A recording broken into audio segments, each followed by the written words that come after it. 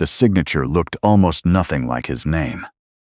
Evan Cross pressed the pen to the paper with the particular stillness of a man who has already decided the only thing worth deciding, and when he lifted it, he did not look at the page again. He pushed it across the table, stood, and said nothing. Across from him, Natalie leaned back in her chair the way people do when they are watching something they have long since stopped caring about. Her attorney gathered the papers into a clean stack. The mediation room smelled of recycled air and carpet cleaner and the particular quiet of concluded things. Evan picked up his jacket from the back of the chair, settled it over one arm, and walked out. He had agreed to give her the house in Oakville, the joint savings account, the car, and the furniture they had chosen together in a showroom on a Saturday 9 years ago, when they were still the kind of people who since spent Saturdays that way. He had agreed to all of it without argument. Everyone in that room watched a man surrender. They were wrong about what they were watching. The story did not begin in that mediation room on a gray Tuesday in November. It began 3 years earlier in a basement in Hamilton, Ontario, where the water heater made a sound like a man clearing his throat, and the only light came from 2 monitors propped on a folding table that had originally belonged to Evan's father. His daughter Mia slept upstairs. She was 7 then, the age of strong opinions about which bowl her cereal went in and which particular blanket was acceptable for any given night. And Evan had learned all of it the way you learn anything that matters, by paying close attention and never assuming. He drove her to school every morning down a road that iced over in January and stayed dangerous well into March. He knew which podcasts she liked in the back seat and which ones made her anxious. He knew the teacher whose voice she found soothing and the one whose voice made her go quiet in a way that was not peace. He had built his whole day around the small, non-negotiable geography of raising a child who needed someone to show up every time, and he had never once resented it. What he did, after she was asleep, was something else entirely. Evan was 41, a former civil engineer who had left a mid-sized infrastructure firm in Toronto 6 years earlier when Natalie's career had accelerated, and someone had to manage the fact of a new daughter and a house and all the invisible scaffolding that holds a family upright. He did not leave loudly. He took contract work when it fit and turned it down when it didn't, and in the hours between midnight and 2 in the morning, in that basement under the particular silence of a sleeping house, he had been building something with a patience that looked, from the outside, like nothing at all. It was a materials assessment platform, structural analysis software designed and for civil engineering firms, doing large-scale infrastructure work, the kind of tool that required knowing both the engineering and the regulatory landscape, which very few people did, and which Evan did better than most, because he had spent 12 years doing the work before anyone had thought to make the software for it. He had used his own money to build it. That had been a decision made early and deliberately, before the marriage had reached the point where such decisions needed to be made aloud. He had set aside the proceeds from a consulting contract and kept them in an account that bore only his name. From that account, he had licensed the development tools, paid for the cloud infrastructure, registered the intellectual property. Everything clean, everything separate, everything documented in a way that had felt at the time like simple tidiness and would later feel like the most important thing he had ever done. Natalie never asked about the basement. There was a period in the early years when she might have, when the two of them had been young enough and undecided enough that they talked about things over dinner without an agenda. But Natalie Ferris had risen steadily through the ranks of a commercial real estate brokerage in Toronto. And she had reached a point in her career where she moved through rooms the way certain people do, like the room had already decided to accommodate her. She was sharp and composed and very good at reading what a situation required of her. She had married Evan when they were both in their early 30s and more interested in each other than in outcomes. Somewhere along the way, she had begun to experience him as a kind of friction, not a bad man, just a stationary one, the husband who stayed home, the one who made lunches and managed the school schedule and could always be reached, which, she had come to feel, was not entirely a compliment. She did not see the monitors in the basement, or she saw them and decided they were a hobby. The night she told him was a Wednesday. Mia was already in bed. Natalie set her bag on the kitchen island and said she wanted them to separate. Her voice was measured and arrived without tremor, the voice of a woman who had made peace with the conclusion before she delivered it. She had already spoken to a lawyer, she said. Things had been going in different directions for some time. There was no use in prolonging the difficulty of it. Evan stood at the counter with a dish towel in his hand and understood several things at once. The decision was not new. She was not arriving at it. She had arrived at it some time ago and was now informing him of the route, and he understood something else, something she had not said. For the past 4 months, a name had been appearing in her messages with a frequency that had nothing to do with real estate transactions.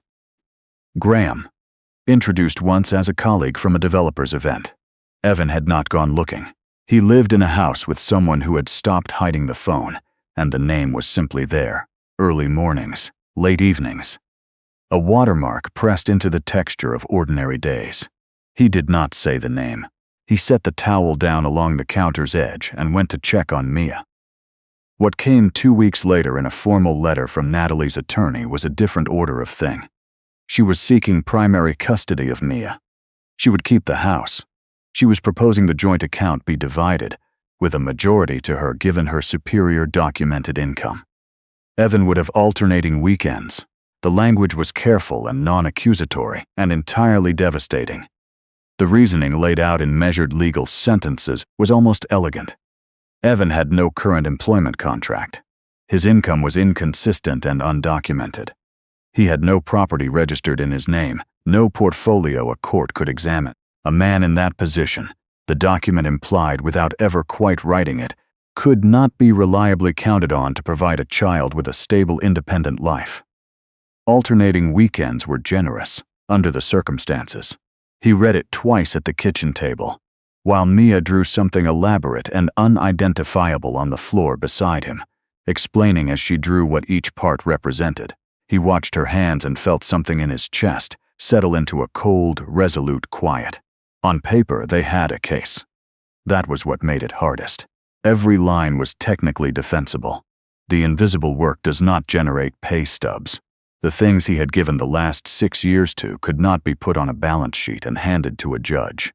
For a few days he turned the easy answer over in his mind, because the easy answer is always nearby and always sounds like reason.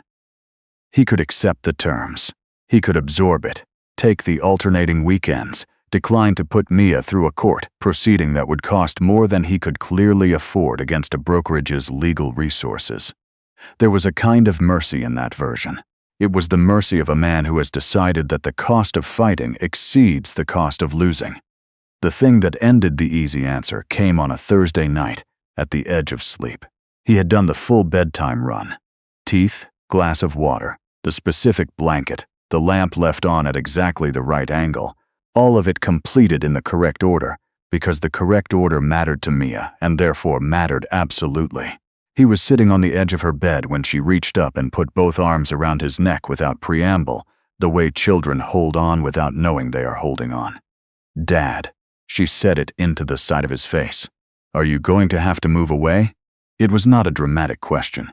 She had the delivery of a child asking about weather, just wanting to know the facts. "No," he said as before he had fully decided it.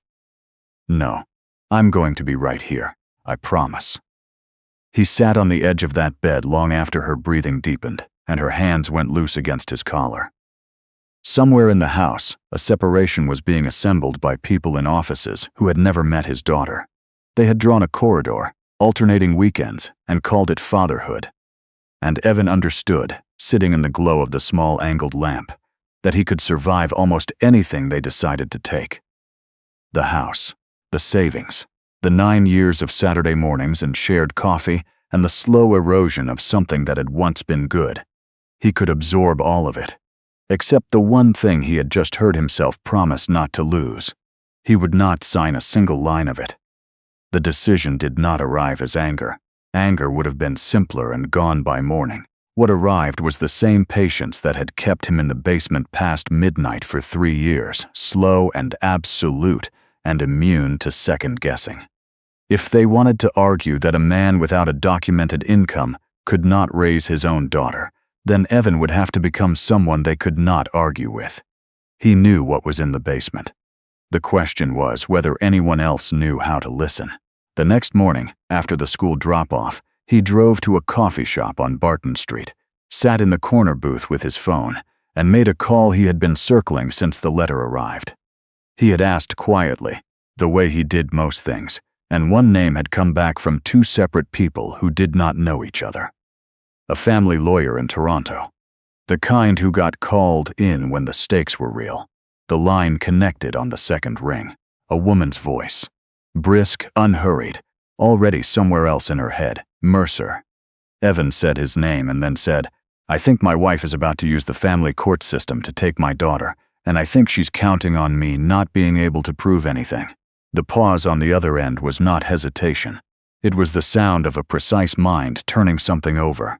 "That's a specific way to put it," she said. "I've had time to think about how to put it." There was a brief silence, and then something in the texture of it shifted. "Come to my office Friday morning. Bring bank records, the proposal, anything in writing, and Mr. Cross." The pause was hers, deliberate. "Don't sign anything before we talk." Nothing. He almost said he hadn't planned to. That evening he cooked the dinner Mia liked. Pasta with the particular sauce she had decided was the only acceptable one, and he listened to a 7-year-old explain a disagreement that had occurred at recess, involving disputed rules for a game that appeared to have no fixed rules. He did the dishes. He read 3 chapters of a book about a girl who could talk to birds. He tucked Mia in and left the lamp at the right angle, and checked once more that the blanket was positioned correctly, and only then, when the house had exhaled into quiet, did he go down the basement stairs and turn on the monitors. The platform waited where he had left it. 3 years of late nights, patient and unhurried, built entirely outside the shared hours of the marriage. He sat in front of it, the way he had hundreds of times before. But that night he was not building.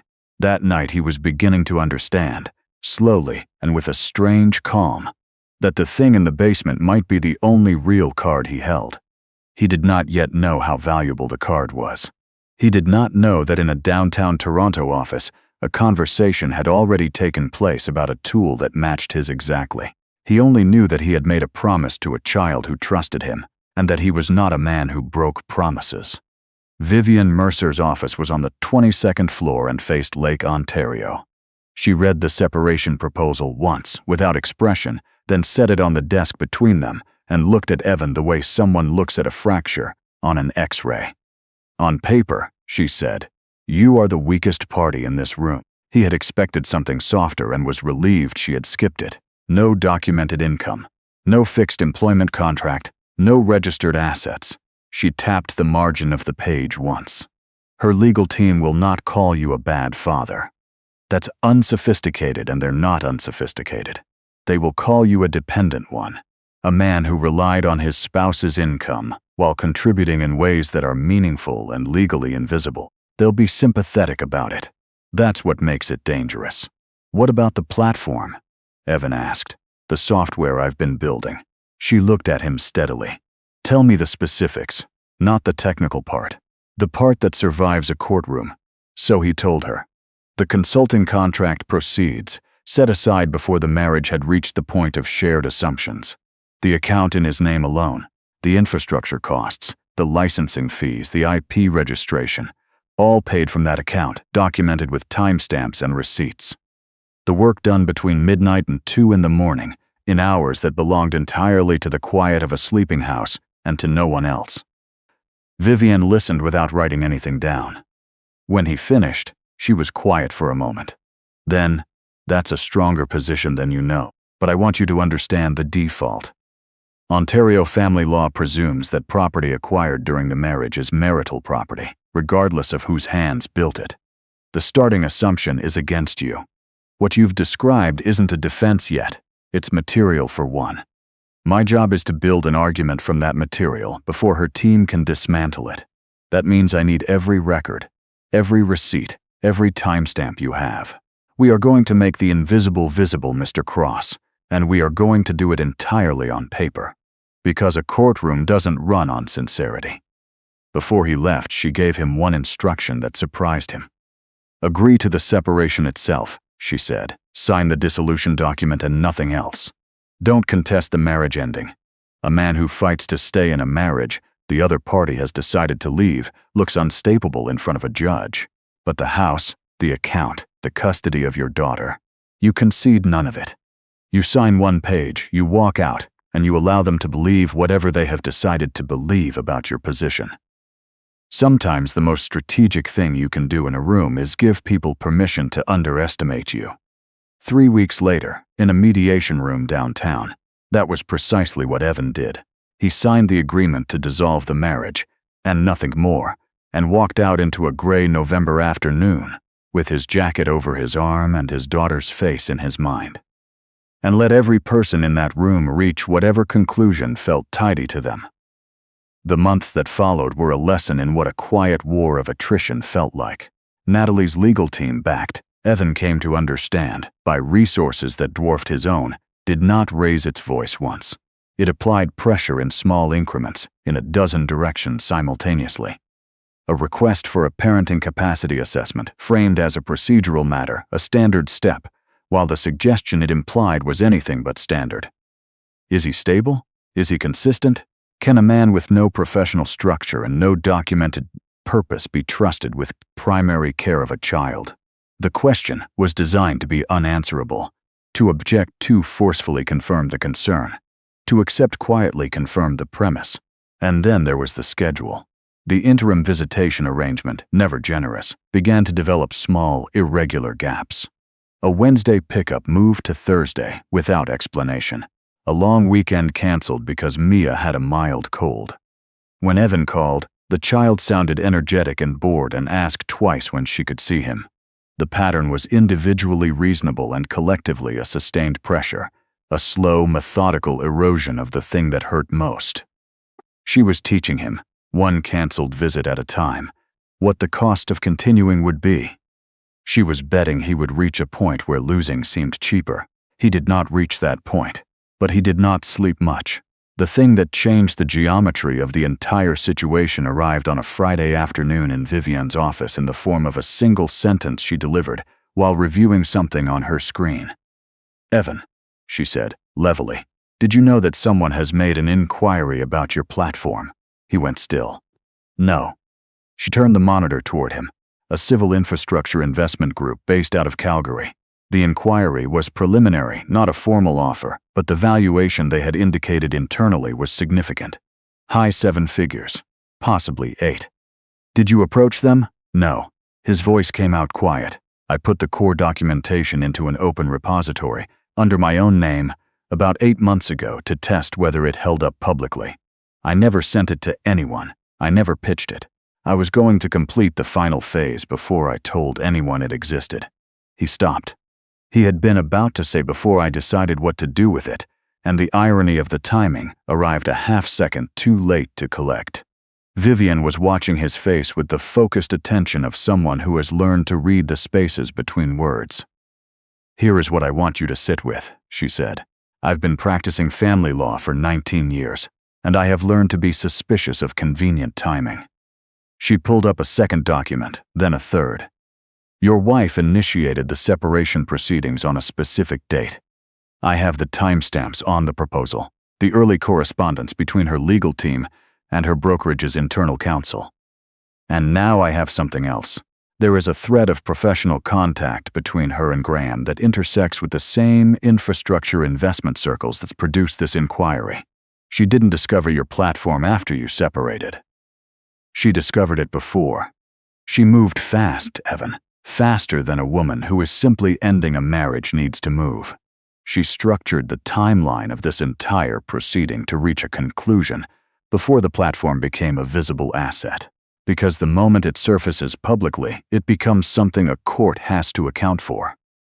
Far simpler to take the house and the account from a man everyone agrees has nothing, and be finished before anyone asks what he was actually sitting on. Evan sat with it.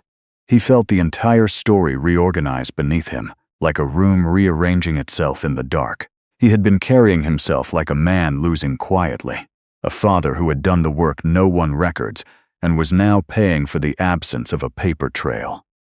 He had allowed himself a small, private measure of self-pity in the worst of those late-night hours, and then felt ashamed of it afterward. But that was not the story. She had not left him because he was going nowhere. She had left because she had understood ahead of him that he was about to arrive somewhere significant, and she had wanted to make sure the asset was not on the table when he did. He was not a husband being discarded. He was a resource being quietly separated from its value by someone who had seen it before he had named it himself. Something colder and more clarifying replaced it. He said, simply, "Okay. What do we do?" Vivian gave the faintest nod. "We find every piece of what she knew and when she knew it, and we make sure it is in front of the court before she can reframe it." Natalie escalated when she understood he was not going to settle. It came from the direction of Graham through the professional adjacency of people who knew people in the infrastructure investment sector. A fog of uncertainty began to move through the circles around the platform inquiry. Nothing that could be cited or challenged. Questions about clean ownership. Concerns about a founder caught in an active separation proceeding. A note passed informally through two intermediaries that a prudent investor might want to wait for the legal situation to resolve before proceeding. It was the professional equivalent of the parenting capacity assessment, an unanswerable question planted in the right soil. Then Natalie came to him in person. Evan had rented a place on the east side of Hamilton, a 2-bedroom with a narrow kitchen and a view of the neighbor's fence. He was at the table going through documents when the knock came. Mia was in the other room. Natalie stood in the doorway in a coat that belonged to the version of her life that had moved past this one. And Evan understood before she spoke that she had come to close. She did not sit. She looked around the apartment with an expression that was not contempt, but something worse, a measured, careful pity. She made her offer he would sign a comprehensive settlement. She would ensure the quiet pressure on the platform inquiry was lifted. He would receive a cash sum and step away from the custody dispute. Everyone would receive something workable. Her voice held a practiced warmth that he recognized from 9 years of watching her navigate rooms. "You're a better father than you'll ever be an engineer, Evan," she said. "I mean that without any cruelty. Don't walk into a courtroom and stake Mia's stability on a fight you weren't built for." He looked at her for a long moment, at the woman he had married when both of them were still figuring out who they intended to become. "You should go home, Natalie." He said it without heat, and he held the door. She recalibrated, visibly, and then she went. Her footsteps were precise on the exterior landing, and the door clicked into its frame. That night, after her car had moved out of the street below the window, Evan sat at the table in the lamplight and let the full weight of what he had set in motion sit with him. It was one thing to refuse to lose. It was another thing entirely to ask a 7-year-old to carry the uncertainty of a proceeding this size for however long it took. The assessments, the canceled visits, the long unresolved middle of it. In the other room, Mia slept with one foot hanging off the edge of the mattress. He sat very still and allowed the doubt to arrive, because he had learned not to perform composure to himself in the dark. He asked the question he had been not asking. Was he fighting for her, or was he fighting for himself? Did he have the right to bet her stability on his principles? He did not have an answer by morning. He only had the work and the promise, and so he kept going. 10 days before the hearing, the bottom fell out. A construction industry publication ran a short piece, the kind of thing that circulates before anyone examines the sourcing, describing the platform in vague but damaging terms. Unresolved ownership questions. Active legal proceedings. Complications that a prudent partner would want clarified before committing resources. It was written to sound like due diligence and engineered to function like a warning. By that afternoon, the investment group had sent a message requesting that all discussions be paused pending legal clarity. The same morning, Natalie's legal team filed a motion to freeze all assets connected to the software project for the duration of the family proceedings. If granted, the platform would be locked inside a legal process until long after the custody question had been decided by whoever had more resources to outlast the other. Vivian called at noon. Her voice carried the particular tone of someone who is not calling with comfort. If the freeze is granted, she said, we lose the only asset that demonstrates your actual position. We go back to exactly where her team wanted you at the start. A father with no documented means, fighting on their terms. Evan stood at the window of the apartment and looked at the neighbor's fence. The platform was frozen in everything but name. The inquiry had gone cold. The custody of his daughter was no more certain than it had been the night Natalie set her bag on the kitchen island and told him about the different directions. But Vivian had not finished. There's one more thing. Her tone shifted just slightly. I've been tracing the article, the specific language in it, the framing around ownership and the separation proceedings. That information did not come from a journalist doing research. It existed in exactly two informed positions, your wife's legal team and Graham. A beat of clean, quiet satisfaction came down the line. Someone handed that piece to a writer, Evan, and the list of hands is very short. Then we start with the hands, he said. We start with the hands, Vivian agreed. Outside, the afternoon light was flattening toward evening, and the hearing was 9 days away. And Evan Cross, who everyone in that mediation room had watched surrender, put the phone down and went to make dinner for his daughter. The morning of the hearing was clear and sharp, the particular cold of a southern Ontario November that has made up its mind. Evan was dressed and ready well before it mattered. He had laid his clothes out the night before, made Mia's breakfast, walked her to his neighbor, knelt to straighten her collar, and promised he would be back before dinner. Then he had stood on the front step in the cold and waited, because Vivian had told him only that a car would come. The car that came was a silver Bentley, precise and entirely at ease with itself, and the man behind the wheel was someone Evan had heard of but never expected to see in person. Desmond Fry. The principal behind the investment group, the quiet money at the center of the entire situation. The kind of man who, by every reasonable assumption, did not personally appear in front of modest East Hamilton apartment buildings for anyone's divorce. But here he was. Get in, Fry said, pushing the passenger door open. You should arrive early. Let them see you walk up. Evan got in. For several blocks, Fry said nothing at all, letting the city go past the windows in the particular unhurried way of someone who has never needed to rush anything. One of my people spent 3 months coming back to the same repository, he said finally. Yours. Told me the structural logic was cleaner than anything he'd reviewed in 2 years, and that it was sitting in the open under a real name with nobody trying to sell it. Nobody sends me something genuinely good. They send me the pitch first, and the thing second. You sent me nothing, which is why I went looking. He glanced across.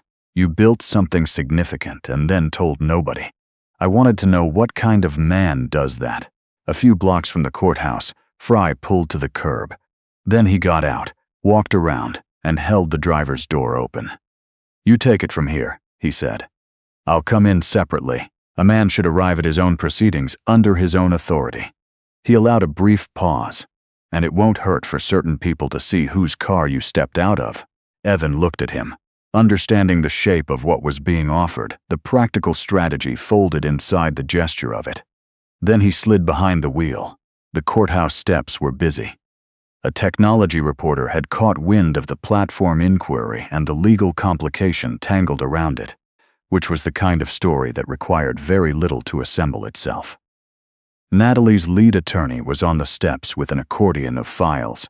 Graham stood near the entrance in a good coat, the posture of a man who had come to watch something go the way it had been arranged.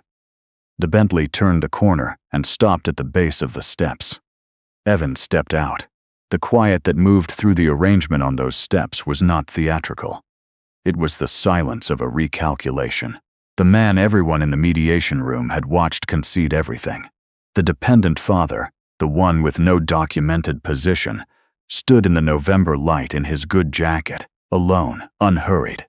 Desmond Fry emerged from the passenger side a moment later and straightened his coat without announcement, and that detail, That specific detail moved through the reporters near the steps like something electrical, because Fry's name was known to the people who followed infrastructure capital, and none of them had expected to see it here. Graham's calculation was visible on his face. The queasy arithmetic of someone realizing the arrangement he had understood. Evan did not look at him for long. Evan did not deinerchen. He walked up the steps and through the doors. Inside, Natalie's confidence held for as long as it took Vivian to open her first file. The courtroom had the composed formality of a room that has seen every kind of person perform certainty and be wrong. The judge was a woman in her late 50s, with the particular patience of someone who has learned to wait for the real argument to surface beneath the stated one. Natalie's legal team led with the prepared version. Measured, warm, precisely calibrated. A father of genuine affection and no reliable structure. A mother prepared to provide stability, predictability. A home that offered a child what a child requires. They were practiced and they were good. Then Vivian spoke. She did not raise her voice for the duration of the proceeding. She began with timestamp, document by document. She laid the sequence of the separation filing alongside the sequence of the platform inquiries, earliest internal movement. The two timelines sat next to each other in the record, with the quiet insistence of things that do not need interpretation. Natalie had not been surprised by Evan's asset, and then reacted. She had moved ahead of it, structuring the proceedings to reach a conclusion before the platform became visible in a courtroom where it would need to be divided openly. The petitioner did not discover this project after the separation was initiated, Vivian said, in the tone of someone reading the label on an ordinary object. She discovered it before, and she designed the timeline of this proceeding around getting out in front of it. Natalie's attorney objected. The judge allowed Vivian to proceed. Then came the article. Vivian presented the trail her team had spent 11 days reconstructing. The specific language in the piece, the ownership framing that mirrored language existing in exactly two informed positions. The path from those positions to the writer who had filed the story. She laid it out step by step until the conclusion was not an argument but a sequence. The disruption of the investment inquiry, she said, was not market caution. It was coordinated interference, executed by a party operating in coordination with the petitioner, timed to eliminate the respondent's most significant legal asset at the moment of maximum vulnerability. Something changed in the room then. It moved slowly, and then was simply there. Natalie's attorneys began a set of tight, inaudible exchanges. The small, urgent whispers of a team discovering that its foundation had been built on something it had not fully vetted. Through the narrow window in the courtroom door, Evan saw Graham turn and walk toward the exit without looking back. He did not return. Vivian closed the asset argument with the documentation Evan had handed her in their first meeting, and she presented it without drama, one piece at a time, until the wall was simply there, and the default presumption of Ontario family law could not survive against it. The separate account, predating the marriage, never commingled. The infrastructure and licensing costs paid from that account alone. The IP registration in his name and no other. The work performed entirely in the hours outside the shared life of the marriage, funded by money that had never been shared, built by one person during the hours the household had released back to silence. This was not built with marital property, she finished. It was not built during marital time. By every standard this court applies, it is separate property, and the motion to freeze it is an attempt to capture something that was never subject to division. When she sat, the room was quiet. The judge looked at Evan directly, with the attention of someone who has heard all the law required and now wants the human being underneath it. "Mr. Cross," she said, setting aside the asset question for a moment, "tell me, in your own words, why you are seeking primary custody of your daughter." Evan stood. He did not reach for the timeline or the platform or the 8-figure valuation that had just been ruled his. None of that had ever been the reason. "A few months ago," he said, "I was putting my daughter to bed the same way I do every night, and she asked me if I was going to have to move away." His voice held, low and plain. She wasn't frightened. She was just asking. "She asks me things like that, The way she asks why the moon looks different on different nights. But I've thought about it every day since. Everything I've done in the last several months, I've done because I heard that question, and I knew what the answer had to be. I'm not asking for primary custody because of what I built, Your Honor. I'm asking for it because I'm the one who has been there every morning and every night, and I don't want to be the reason the answer to her question is ever no. No one in the room said anything. The judge looked at him for a moment, then made a note. The rulings came in sequence, and they came clearly. The motion to freeze the platform assets was denied. The investment inquiry the court found no basis to obstruct would be free to proceed. On custody, primary custody was awarded to Evan, with a defined and regular schedule for Natalie. On the question of the platform's classification, the court found in accordance with the argument Vivian had made. The software was separate property, developed independently, funded by separate funds, created outside the shared hours and shared resources of the marriage. Natalie received her equitable share of the genuine marital assets, and nothing more. Evan watched his ex-wife receive the judgment without expression. She had entered the mediation room 3 months earlier, with every card counted and arranged, and she had miscounted the most important one, and the only evidence of it was a stillness in her face that had not been there in November. On the courthouse steps, Desmond Fry was waiting with his hands in his coat pockets. He offered his hand and Evan took it. "You want to know why I drove across the city this morning," Fry said. "It wasn't the platform. The platform I'd already decided on." He held the handshake a beat longer than necessary. "I came because I wanted to see how a man carries something like this. People show you who they are under real pressure. You held it without performing it. That tells me more than any pitch deck." He let go. "We'll finalize the paperwork this week." The deal closed 3 weeks later. Evan did not mark it in any particular way. He did not call anyone to explain what had happened or what it had become.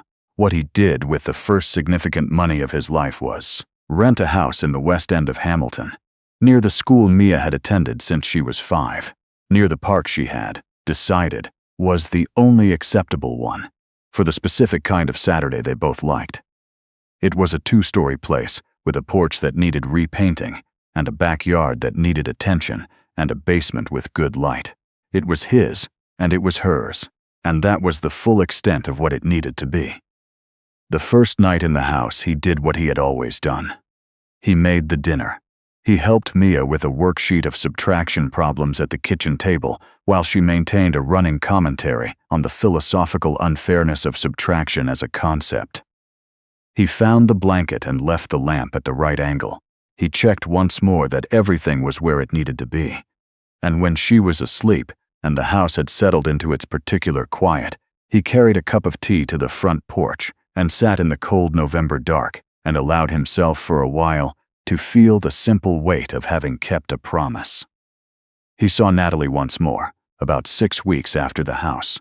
A school concert in a gymnasium with folding chairs and papier-mâché decorations and the cheerful, specific disorder of children performing for their parents.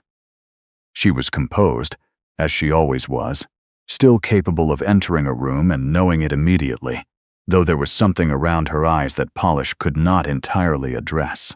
He had heard in the quiet way information moves through shared social geography that whatever had existed between her and Graham had not survived the exposure of what they had built together. He did not find satisfaction in that, which surprised him. They stood near the back wall and exchanged a few civil sentences about pickup schedules and an upcoming trip Mia's class was taking. There was no heat in it, just 2 people who had a daughter and very little else remaining between them. When the program ended and the gymnasium began its cheerful dissolution, Natalie turned to go, then stopped and looked at him with an expression he could not entirely name. "I didn't know what you were building down there," she said, quietly, almost to herself. Evan looked at her for a moment. "I know," he said. That was all. He crossed the gymnasium to where Mia was waiting, holding a paper star she had made, a little bent on one side, and he crouched down and straightened it gently and took her hand and walked out into the cold Hamilton evening. There was no triumph in it, and no performance of relief. There was only a man who had chosen patience when everything around him had been designed to make patience feel like surrender, who had refused to concede the one thing that could not be recalculated, and who walked out of that gymnasium into the ordinary dark holding his daughter's hand, with everything that had ever actually mattered still intact.